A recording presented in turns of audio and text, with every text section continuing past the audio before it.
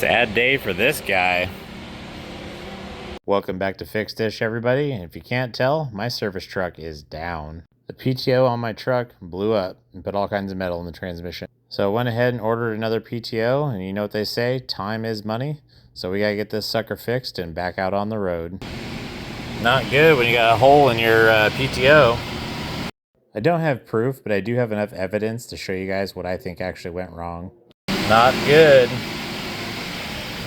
All right, so I'm having to set up my PTO so I can do the backlash. I'm doing this on my 2022 Chevy 6500, which is the International. That's a Palfinger body with the Chelsea 272 PTO.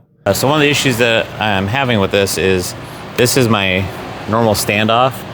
This is really big, and this has to go up underneath the chassis, and I have very limited clearance. You'll see that here shortly. So my first idea was I took a bolt, because it's an M8 bolt, M8 125 that goes in the base. So my original idea was take this M8 bolt, wrap tape around it until the shaft thickness was the same thickness as this. That way I could grab the base. The tape makes it so once it's gripped, the tape can slide and pivot so it can't hold it tightly in place. So my next idea is I took an M8 bolt and a, what was this? This is I think it was M14 or M12 bolt, and the shank was the correct thickness of this. So I just took a bolt, tack welded it to a shank of another bolt, and now I have a shorter standoff. Now I can get this put on here. I have a way to secure it.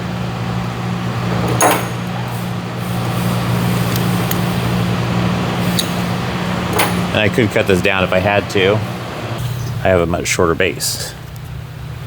So I went from this to this. Now I should be able to get this up underneath the chassis with minimal clearance.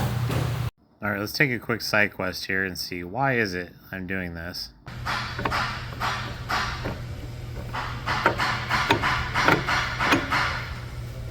So one of the things you should be doing when you have a failure like this is figure out why it failed. So that way you don't put another PTO in there and have it fail again. So when I pulled this apart, the center shaft is stationary and it was seized to the actual gear and it was spinning with the gear. So first thing you're asking is, did it lose lubrication? Did it get hot? What happened? So here's the first clue, and it's the green gasket that you see on here. The green gasket is actually the factory Allison PTO cover gasket. When you get these Chelsea PTOs, they come with a shim kit, and the shim kits are just black shims. Same style of gasket, but it is not the green gasket. So like I said, I have evidence that I know what happened, but I can't definitively prove what happened. I think we can all read the writing on the wall. If they left the factory PTO gasket on there, you could come to some sort of conclusion that the backlash was not measured. They could have measured it, and it could have been dead on, and they could have just reused the factory gasket it came with. I tend to not believe that. So now we have that set up. Now let's get our adapter plate on. Oh. All right, had to go right now and get tools because I was working on my shop truck and didn't know where anything was.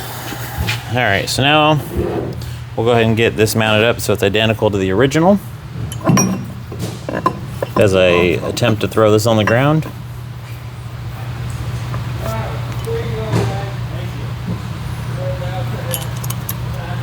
Hopefully I get this identical. Okay, so now we have it set up exactly the same. This in the same clocked orientation. Got that figured out. We are following the book that comes with the PTO. It's for the Parker Chelsea PTO. I'm running a 272. And then we took it to rotatable flange torque specifications. And once you get it clocked correctly, there's 4 cap screws. They get ran down 24 to 28 foot-pounds. I went ahead and put it at 27. So make sure you torque these all down, and the bolts are pre-Loctited. So now that we have this portion set up, and I have my dial indicator set up to be ready once I put it up inside there. We'll want to clock the fittings to the correct orientation. And then there's also a pressure transducer here that needs installed. And actually, there's another 90-degree fitting that we need to get down here, put on. After that, I'm going to verify that the studs were installed correctly in the transmission. If they are, I'm not going to reuse the studs, but I will use the new nuts on top of them. So we'll make sure we get that set up correctly. And then anytime you're installing a PTO shaft, there is a coupling lubricant. You want to make sure that you clean off all the old on the original. Clean this off prior to putting it on there because there's probably like cosmoline or something on there. And then we'll apply the coupling lubricant. And we'll be pretty much almost ready to stick this back in. Lastly, there is a hose that goes up and over. That goes to the transmission, and that's for the pressure feed to lubricate this shaft. This shaft is pressure lubricated. And then I'm also going to verify the set screw that keeps the shaft stationary is tight. It takes just a second to check that, but it also prevents, you know, this from happening. This is not what happened, not why this failed, but I mean, I'd hate to have that fail over some guy just forgetting to make sure that that's tight. This is not to be an exhaustive install guide for one of these PTO installs, but is more or less kind of showing you the highlights of some of the things to pay attention to. If nothing else, if you follow the guide that comes with the Chelsea PTO, you'll be fine. So our PTO is set up, dial indicator ready to go. We're going to go underneath, we're going to clean off the pump assembly so we can get ready for the lubrication. I will clean this off here, and we'll get ready to install.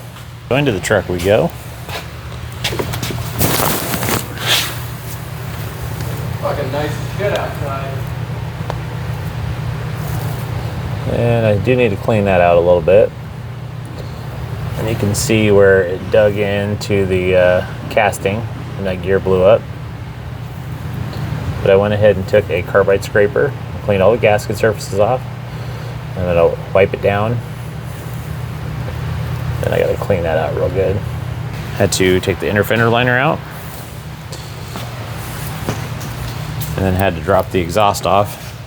This is your downpipe from your turbo, DPF, and the DRT tube. So you'll need the O-ring gasket that goes up here, and the rectangle gasket that goes to the rest of the exhaust.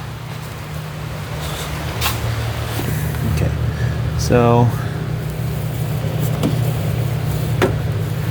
here's looking up from the bottom. So this is our hydraulic pump. We're going to clean the shaft off, and then we're going to reinstall some coupler lube.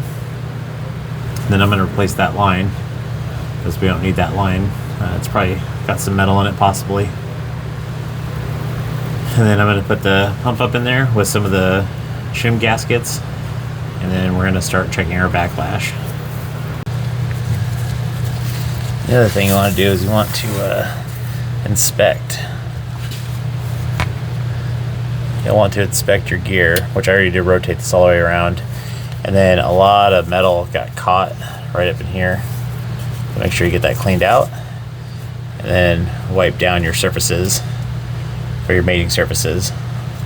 So I know this is difficult to see. It's difficult to get up in here. Start on this side, maybe I'll give you another angle on the other side.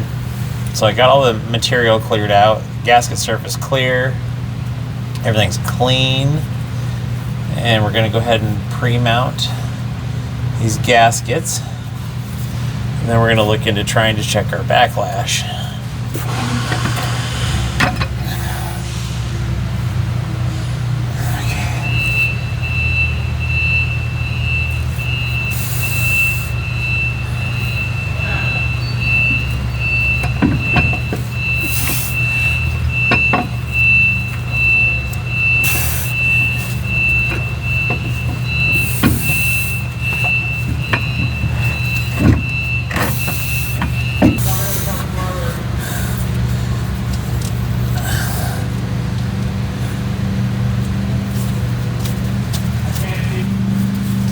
super fun putting that in there. Now we're gonna cinch these bolts down reasonably tight.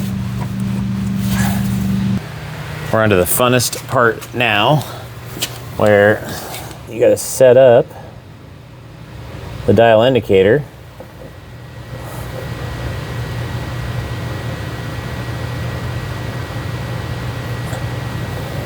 And you gotta be able to get perpendicular on that tooth as best you can. I have all those bolts in there tight and they're mostly torqued, but you do have to preload all this stuff, because if you don't, you won't crush the gasket and your measurement will be off. And then you can see how I have my dial indicator in there.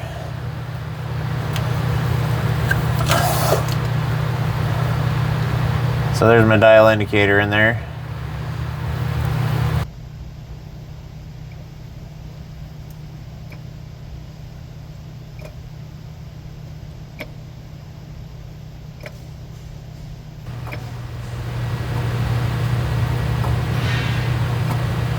And that's at 12.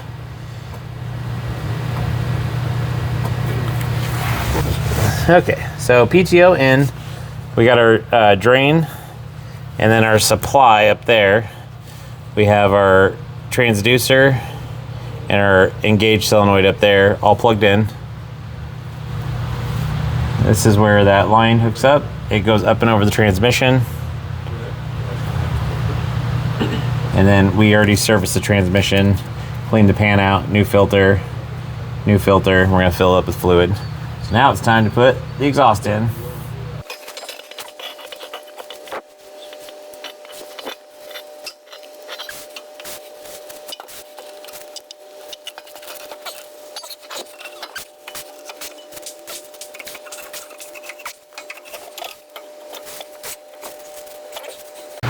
Hindsight being 2020, probably should have taken this tire off. Could have got in there slightly easier, but it'll be all right. I'm gonna get that V-band in there, and I'll finish bolting up the exhaust.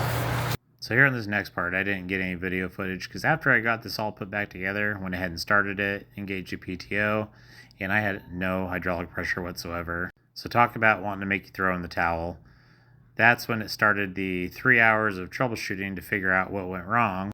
And ultimately found out that the new PTO at some point had been dropped, probably in shipping. The box was kind of beat up, and the engaged solenoid was broken.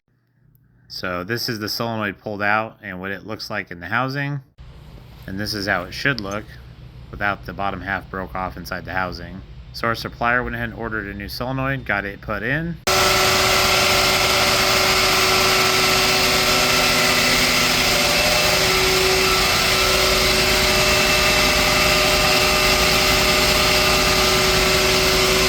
Mama didn't raise no quitter. This is not our normal thing. We don't do this all the time. We were actually going to have this done locally with a facility that does this type of stuff all the time, but they were estimating about 70 days out. That's from ordering the part to getting it in, and then repair time on top of that. We couldn't wait that long to get this service truck back in commission, so we called around a little bit. Certified Power just down the road from us was able to source one from Parker. Had it shipped in overnight. We got it installed.